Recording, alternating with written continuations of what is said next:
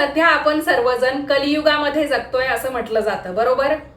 आणि कधी कधी आपल्या कानावर अशी घटना पडते, मग आपल्याला ती कोणीतरी फोनवरून सांगत असतं किंवा आपल्याकडे आज भरपूर समाज माध्यमं आहेत, तर आपण प्रत्यक्ष ती डोळ्याने पाहत असतो, काही बातम्यांद्वारे वाचत असतो, म्हणजे भरपूर काही आपल्याकडे स्रोत आहेत की ज्याच्यामधून आपण ते सगळं पाहतो, वाचतो, ऐकतो. आणि त्यातल्या या घटना अशा असतात की ज्या घटनांचा, ज्या गोष्टींचा आपण आपल्या मनामध्ये कधी विचार सुद्धा केलेला नसतो, कारण त्या घटनाच इतक्या चित्रविचित्र असतात किंवा नकोशा वाटणाऱ्या असतात की अरे असं कसं घडलं, हाच पहिला प्रश्न आपल्याला पडतो. आणि कळत नकळत का होईना किंवा अगदी सहज सहज आपल्या तोंडातून एक वाक्य बाहेर पडत असतं, ते म्हणजे घोर कलियुग आहे बाबा, या जगामध्ये आपल्याला अजून काय काय पाहायला मिळणार आहे देवच जाणे. तर हे कलियुग म्हणजे नेमकं काय, याची सुरुवात कशी झाली ते तुम्हाला माहिती आहे का? धर्माचा 4 पायांचा बैल एका पायावर कसा उभा राहिला?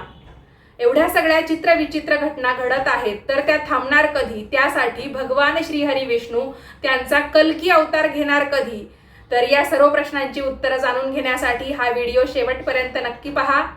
नमस्कार मंडळी, आपण पाहत आहात शीतलवाणी. मंडळी, व्हिडिओच्या सुरुवातीलाच मी तुम्हाला काही प्रश्न विचारणार आहे. घाबरू नका, प्रश्न काही अवघड नाहीये. आपल्या आजच्या व्हिडिओचा जो विषय आहे ना, तर त्या विषयाला अनुसरूनच हे प्रश्न असणार आहे. आणि माझ्या मते भरपूर जणांना हे प्रश्न पडत सुद्धा असतील.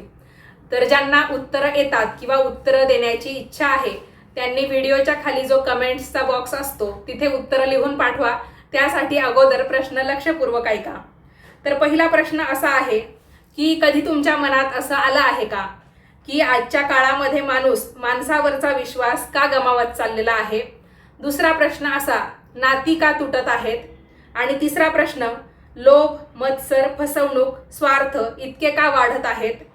सर्वात महत्त्वाचं म्हणजे आपण या सगळ्यांना, म्हणजे प्रत्येक गोष्टीला एकच नाव का देतो की कलियुग आहे. हे कलियुग आहे असं आपण ती गोष्ट किंवा तो प्रश्न आपल्याला पडतो आणि उत्तर सापडलं नाही की आपण काय म्हणतो, हे कलियुग आहे. तर ज्यांना ज्यांना उत्तरं येतात नक्की लिहून पाठवा. आपण व्हिडिओची सुरुवात करत आहोत. मंडळी, कलियुग म्हणजे नेमकं काय, ते कधी सुरू झालं आणि त्याआधी कोणती युग होती?